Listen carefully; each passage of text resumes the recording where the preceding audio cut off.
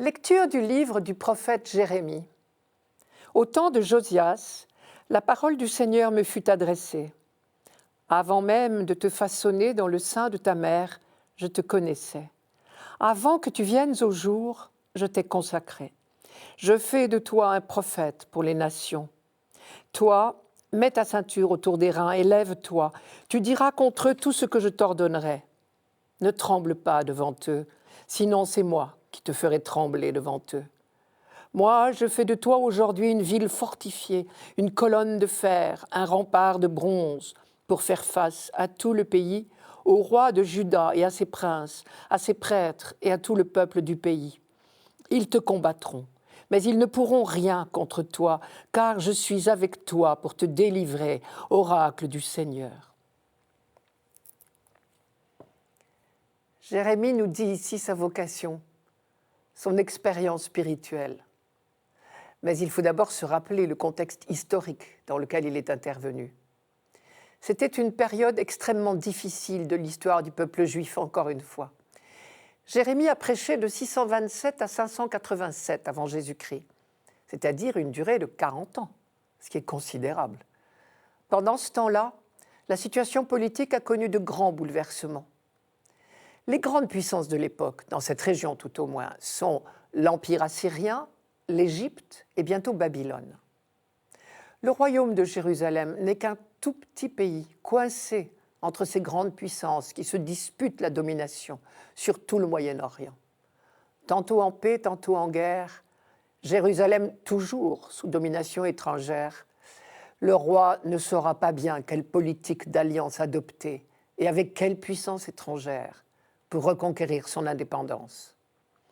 En fait, il sera tour à tour vassal de ces trois puissances.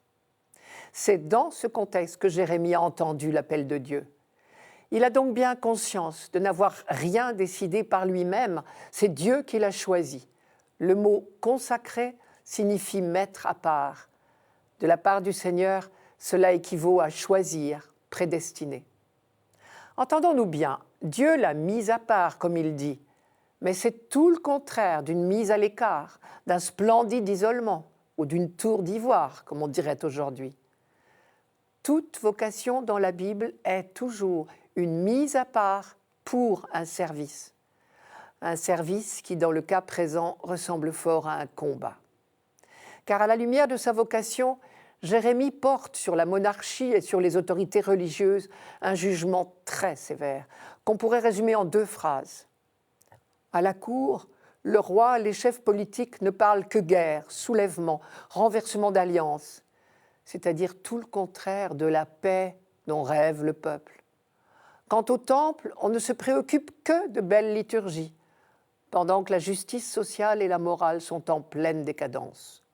On est donc en parfaite hypocrisie. Au milieu de tout cela, le prophète doit être le porte-parole de Dieu. Il est là pour rappeler que la seule chose qui compte, la seule urgente, prioritaire, c'est l'alliance avec Dieu, celle justement dont plus personne ne se préoccupe. Évidemment, ces vigoureuses remises en cause ne peuvent que soulever l'opposition, ou au mieux la dérision. Dieu l'a bien prévenu, ils te combattront. Le plus curieux dans cette histoire, c'est que pour cette tâche ingrate et qui exigeait beaucoup de courage, Dieu a choisi un jeune homme timide et qui ne sait pas parler. Jérémie le disait lui-même, dans des versets qui ne font pas partie de notre lecture de ce dimanche. Or, il lui faudra parler justement, crier, tempêter, prêcher à temps et à contre-temps, tenir tête à tout un peuple et à son roi.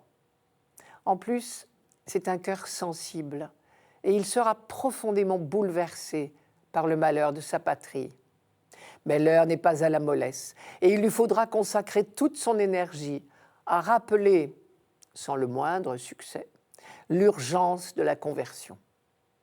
Oiseau de mauvais augure, annonceur de catastrophes, il sera détesté, méprisé, ridiculisé jusque dans sa propre famille. Et pourtant, rien ni personne ne le détournera de sa mission, car Dieu est avec lui dans toutes ses épreuves. Lui qui se sentait si misérable, c'est vraiment en Dieu seul qu'il a trouvé sa force.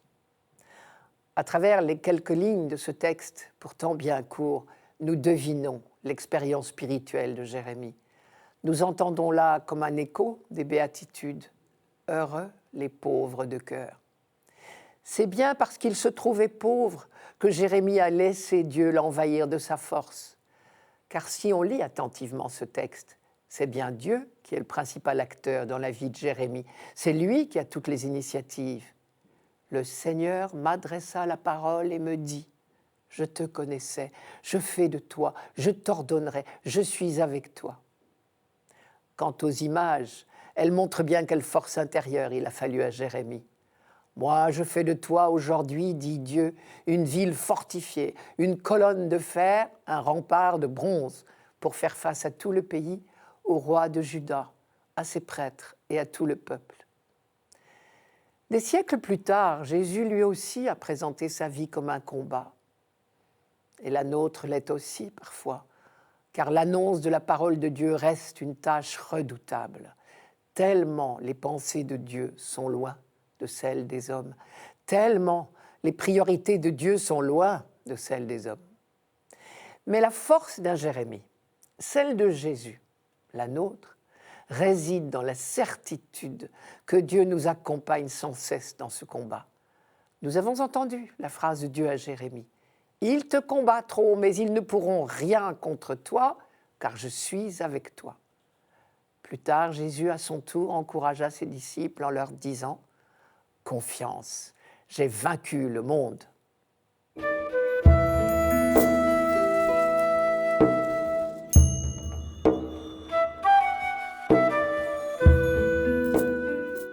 Psaume 70. En toi, Seigneur, j'ai mon refuge. Garde-moi d'être humilié pour toujours. Dans ta justice, défends-moi, libère-moi, tends l'oreille vers moi et sauve-moi. Sois le rocher qui m'accueille, toujours accessible. Tu as résolu de me sauver. Ma forteresse et mon roc, c'est toi. Seigneur, mon Dieu, tu es mon espérance, mon appui dès ma jeunesse. Toi, mon soutien dès avant ma naissance, tu m'as choisi dès le ventre de ma mère. Ma bouche annonce tout le jour tes actes de justice et de salut. Mon Dieu, tu m'as instruit dès ma jeunesse. Jusqu'à présent, j'ai proclamé tes merveilles. Jérémie aurait pu signer ce psaume sans hésiter, si j'ose dire. Par exemple, lui qui était ébloui de son intimité avec Dieu, aurait parfaitement pu dire « Seigneur, mon Dieu, tu es mon appui dès ma jeunesse. Tu m'as choisi dès le ventre de ma mère, tu as été mon secours et ma force. » Mais en réalité, le psaume 70 n'a pas été écrit pour Jérémie. Nous entendons bien quelqu'un parler à la première personne. Mais comme toujours dans les psaumes, ce « je » est collectif. Le psaume est écrit à la première personne du singulier. Mais il faut s'habituer à lire « nous, peuple d'Israël », avec toute l'expérience spirituelle qui est la nôtre, depuis Abraham, depuis Moïse. C'est l'expérience d'Israël qui est décrite, sous forme de comparaison, traduite en images, peinte comme le portrait d'un individu particulier. C'est ce que l'on appelle le phénomène du revêtement, que nous connaissons bien. Par exemple, nous avons déjà rencontré plusieurs psaumes dans lesquels Israël était comparé à un lévite, tellement heureux d'avoir été choisi pour le service de Dieu et du temple. Vous connaissez le psaume 15, « Seigneur, mon partage et ma coupe, tu es mon héritage. » Ici, dans le psaume d'aujourd'hui, c'est bien Israël qui parle. « Seigneur, mon Dieu, tu es mon espérance, mon appui dès ma jeunesse. Toi, mon soutien dès avant ma naissance, tu m'as choisi dès le ventre de ma mère. » On voit bien de quoi il s'agit. Toute la longue expérience que le peuple élu a faite de la présence constante de Dieu à ses côtés, si j'ose dire. Mais dans d'autres versets que nous ne lisons pas aujourd'hui, le ton change.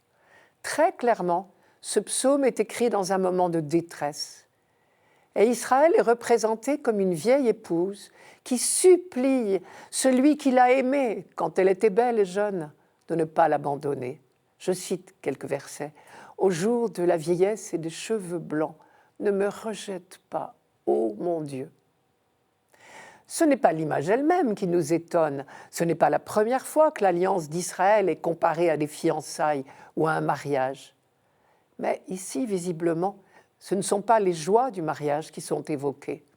À travers les lignes, on devine que l'épouse traverse une expérience douloureuse, celle de la vieillesse flétrie, abandonnée, en butte à l'arrogance des plus jeunes, dont c'est le tour aujourd'hui d'être belle, adulée, aimée. Je cite encore, « Ne me rejette pas maintenant que j'ai vieilli, alors que décline ma vigueur, ne m'abandonne pas. » Mais bien sûr, il ne s'agit que d'une comparaison. Les noces sont une manière de parler de l'alliance que Dieu a conclue avec Israël. Ce qui est décrit comme l'abandon de la vieille épouse par son époux, c'est la période de l'exil à Babylone. Et là, effectivement, on a parfois été tenté de croire que Dieu avait abandonné son peuple. Et pendant ce temps, les ennemis d'Israël se frottaient les mains en pensant qu'Israël serait bientôt rayé de la carte. Je cite, « Mes ennemis parlent contre moi, ils me surveillent, ils se concertent, ils disent « Dieu l'abandonne, il n'a plus de défenseur ». Tout ceci donne à l'ensemble du psaume un aspect un peu curieux parce qu'il est un mélange constant de supplication et de louange. Au sein même de la détresse, de la vieillesse, du délaissement apparent, l'épouse garde espoir et ne cesse de faire des projets. Je cite encore, « Je dirai aux hommes de ce temps ta puissance, à tous ceux qui viendront tes exploits. En toi, Seigneur, j'ai mon refuge. Garde-moi d'être humilié pour toujours. Dans ta justice, défends-moi, libère-moi, tends l'oreille vers moi et sauve-moi. Sois le rocher qui m'accueille, toujours accessible. Tu as résolu de me sauver. Ma forteresse et mon roc, c'est toi. Toi qui m'as fait voir tant de maux et de détresse, tu me feras vivre à nouveau. À nouveau, tu me tireras des abîmes de la terre. Tu m'élèveras et me grandiras. Tu reviendras me consoler. Et moi, je te rendrai grâce sur la harpe pour ta vérité, ô mon Dieu. Je jouerai pour toi de ma cithare, Saint d'Israël. Joie pour mes lèvres qui chantent pour toi et dans mon âme que tu as rachetée. Dommage que la liturgie ne nous propose pas ce psaume plus souvent et en entier de préférence, car il comporte de multiples résonances, vous l'avez entendu, avec notre propre expérience. Dans la souffrance, la maladie, le deuil, nous connaissons bien ce mélange de sentiments. Le cri de la détresse d'abord, « Mon Dieu, ne m'oublie pas, ne m'abandonne pas ». Et aussitôt la peur d'offenser Dieu, alors nous ajoutons « Mais je sais bien que tu ne m'abandonnes jamais ». Le psaume dit « Tu as résolu de me sauver. Ma forteresse et mon roc, c'est toi. » Mais pour continuer à espérer, le croyant a bien besoin de se rappeler tous les points d'appui de sa foi. « Mon Dieu, mon rocher, Seigneur, mon Dieu, tu es mon espérance, mon appui dès ma jeunesse. » C'est tout ce mélange d'expériences douloureuses, de souffrances, d'aveux des faiblesses passagères, mais aussi de foi retrouvée et d'espérance indéracinable qu'il faut entendre à travers les lignes que nous lisons ce dimanche. Seigneur mon Dieu, tu es mon espérance, mon appui dès ma jeunesse.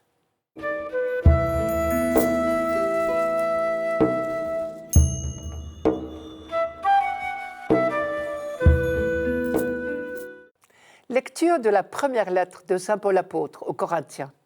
Frères, recherchez avec ardeur les dons les plus grands. Et maintenant, je vais vous indiquer le chemin par excellence. J'aurais beau parler toutes les langues des hommes et des anges.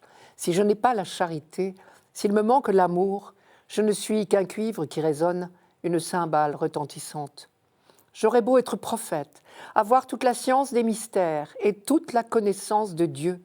J'aurais beau avoir toute la foi jusqu'à transporter les montagnes. S'il me manque l'amour, je ne suis rien.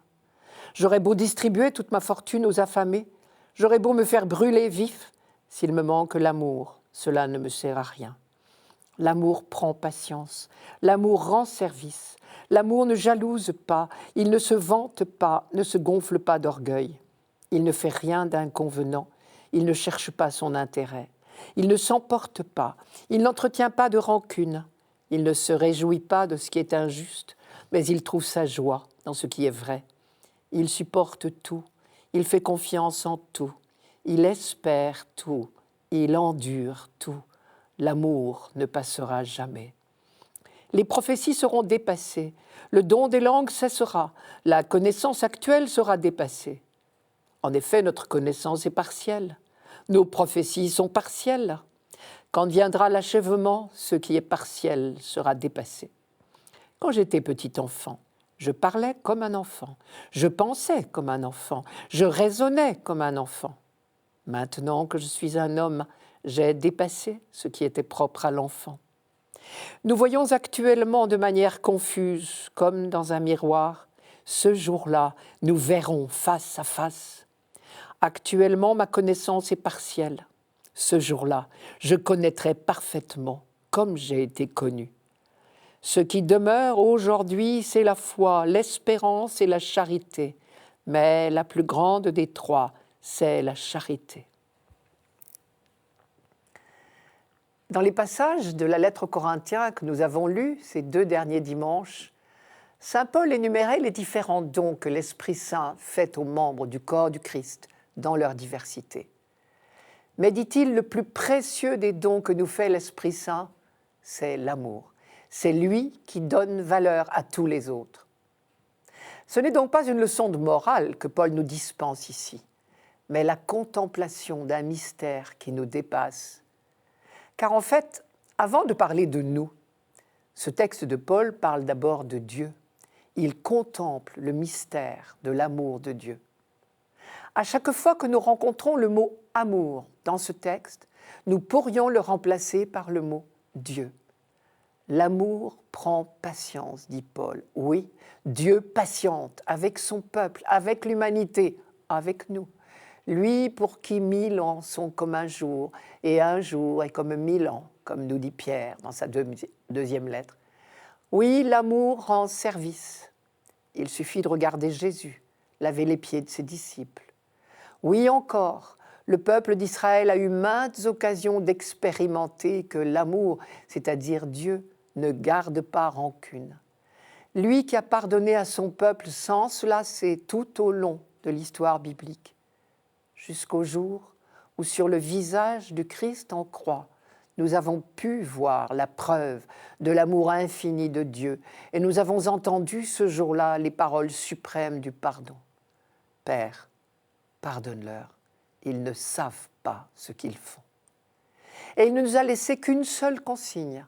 Aimez-vous les uns les autres comme je vous ai aimés.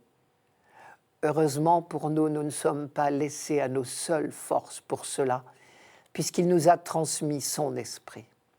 L'amour de Dieu a été répandu dans nos cœurs par l'Esprit Saint qui nous a été donné, dit Paul dans la lettre aux Romains. Ce qui veut dire que l'amour même de Dieu est répandu en nous. Voilà une bonne nouvelle, si nous voulons bien l'entendre. Alors ici, Paul fait l'inventaire du don qui nous est fait, le catalogue des possibilités infinies de dépassement qu'il nous offre. En quelque sorte, il nous dit, voilà ce que l'amour vous rend capable de faire. Les 15 comportements que saint Paul énumère dans cet inventaire, loin d'être des utopies, sont les réalités étonnantes que l'expérience fait découvrir. Réellement, on le sait bien, l'amour et l'amour seul permettent à ceux qui aiment, à ceux qui s'aiment, d'atteindre des sommets de patience, d'oubli de soi, de douceur, de transparence, de confiance totale et en définitive de joie profonde. C'est l'amour de Dieu, c'est-à-dire donné par Dieu, qui seul peut faire de nos communautés les témoins que le monde attend. Paul insiste, c'est l'amour et lui seul qui fera de nous des adultes. Quand viendra l'achèvement, dit-il, ce qui est partiel disparaîtra.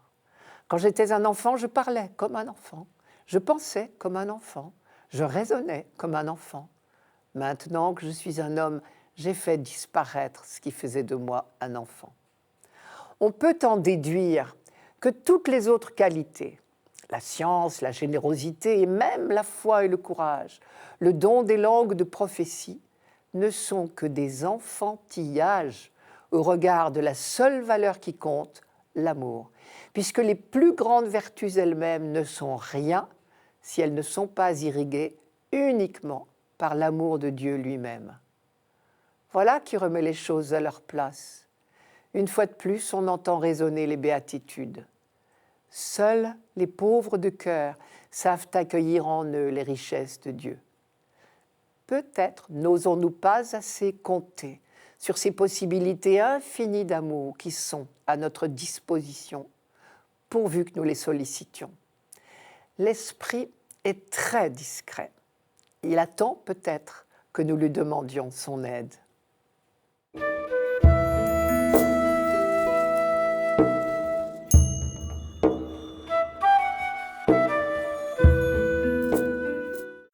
Évangile de Jésus-Christ selon saint Luc.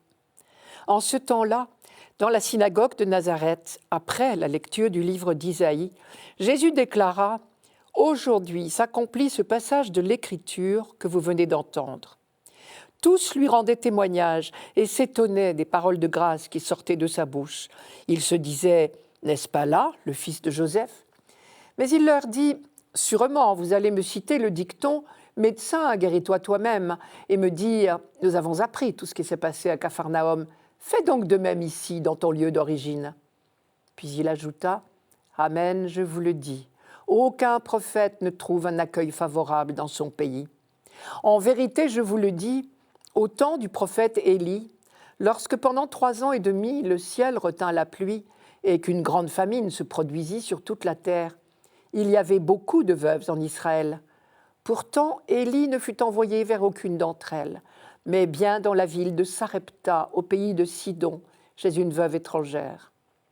Au temps du prophète Élisée, il y avait beaucoup de lépreux en Israël, et aucun d'eux n'a été purifié, mais bien Naaman le Syrien. À ces mots, dans la synagogue, tous devinrent furieux. Ils se levèrent, poussèrent Jésus hors de la ville et le menèrent jusqu'à un escarpement de la colline où leur ville est construite pour le précipiter en bas. Mais lui, passant au milieu d'eux, allait son chemin. Si on y réfléchit, tout est étrange dans ce texte. D'abord, pourquoi Jésus met-il le sujet sur Capharnaüm ? Probablement parce qu'il a eu vent d'une certaine jalousie dans le cœur de ses compatriotes de Nazareth. D'après sa phrase « Nous avons appris tout ce qui s'est passé à Capharnaüm », nous devinons qu'il y a déjà eu des miracles à Capharnaüm et les habitants de Nazareth attendent bien d'en voir autant. Ensuite, deuxième étrangeté de ce passage, pourquoi ce retournement de situation ? Jésus vient de faire la lecture du texte d'Isaïe. Il a tranquillement affirmé « Aujourd'hui s'accomplit ce passage de l'Écriture que vous venez d'entendre », ce qui revient à affirmer « Je suis le Messie que vous attendez ». Et pour l'instant, cela n'a soulevé aucun tollé. Mais il suffira de quelques paroles de Jésus pour les rendre furieux, au point qu'ils voudront se débarrasser de lui une bonne fois pour toutes. On peut donc se demander ce que Jésus a dit de si extraordinaire et pourquoi il a jugé bon de le dire. En fait, il leur a asséné une leçon qui est dure à entendre. Elle tient en 2 points. Premièrement, si j'ai pu faire des miracles à Capharnaüm, c'est parce que ses habitants avaient une autre attitude que la vôtre. Et la fin de l'histoire prouve bien que Jésus n'a vu que trop juste. La violence de la réaction de ses compatriotes laisse entendre qu'ils n'étaient pas prêts à accueillir les dons de Dieu comme des dons. Le deuxième point revient à dire « Le salut n'est pas réservé aux fils d'Israël. Dieu s'intéresse aussi aux païens. Et ceux-ci sont parfois plus près du salut que ceux qui se disent croyants. » C'est ce qui se dégage des 2 histoires d'Élie et Élisée. On trouve l'histoire d'Élie au premier livre des Rois, au chapitre 17. Elle met en scène une veuve de la ville de Sarepta, en plein pays païen, la Phénicie, le pays de Jézabel. Élie lui demande l'hospitalité en période de sécheresse et malgré sa pauvreté, la veuve de Sarepta vient en aide au prophète étranger parce qu'elle reconnaît en lui un homme de Dieu. Et cela a suffi pour qu'Élie accomplisse pour elle 2 miracles. D'abord, il la sauve de la famine. On se souvient de la fameuse promesse d'Élie. « Jarre de farine, point ne s'épuisera. Vase d'huile, point ne se videra. Jusqu'au jour où le Seigneur donnera la pluie pour arroser la terre. » Et le miracle s'est produit. Quant au 2e miracle, c'est la résurrection de son fils unique. L'histoire d'Élisée, elle, se trouve au 2e livre des rois, au chapitre 5. Naaman est un général syrien. Par malheur, il est atteint de la lèpre. Il a eu vent des talents de guérisseur du prophète Élisée et il se rend chez lui en grande tenue, bardé de cadeaux et de recommandations. Mais Élisée le décevra un peu. C'est seulement quand Naaman aura accepté de se plier humblement aux ordres du prophète qu'il sera guéri. Rappelez-vous l'ordre du prophète, « Va, lave-toi 7 fois dans le Jourdain. » Naaman se soumet, il descend jusqu'au Jourdain. Geste très simple, qui lui paraît dérisoire, à lui, général favori du roi de Damas. Mais geste symbolique d'humilité et de soumission au prophète du Dieu d'Israël. Vous connaissez la suite, il est guéri et bien sûr, il se convertit au Dieu d'Israël. Une païenne, la veuve de Sarepta, un général ennemi païen, un Syrien lépreux, Naaman. Aucun des deux ne peut prétendre avoir des droits sur le Dieu d'Israël et ce sont ces pauvres qui ont été comblés. Jésus n'ajoute pas, mais tout le monde comprend. À bon entendeur, salut. En quelques lignes, nous avons ici un raccourci de la vie de Jésus. Il est venu chez lui et les siens ne l'ont pas reçu, dira saint Jean. Luc le dit ici à sa manière, en opposant l'attitude de Nazareth, sa ville natale, et celle de Capharnaüm, où il était au départ un inconnu. Et cette opposition en préfigure une autre, l'opposition entre l'attitude de refus des Juifs, qui étaient pourtant les destinataires du message des prophètes, et l'accueil de la bonne nouvelle par des païens, comme la veuve de Sarepta, comme le général syrien Naaman. Ce sont les non-juifs qui feront le meilleur accueil au Messie. Mais la victoire définitive du Christ est quand même déjà annoncée, symbolisée par sa maîtrise sur les événements. Lui, passant au milieu d'eux, allait son chemin.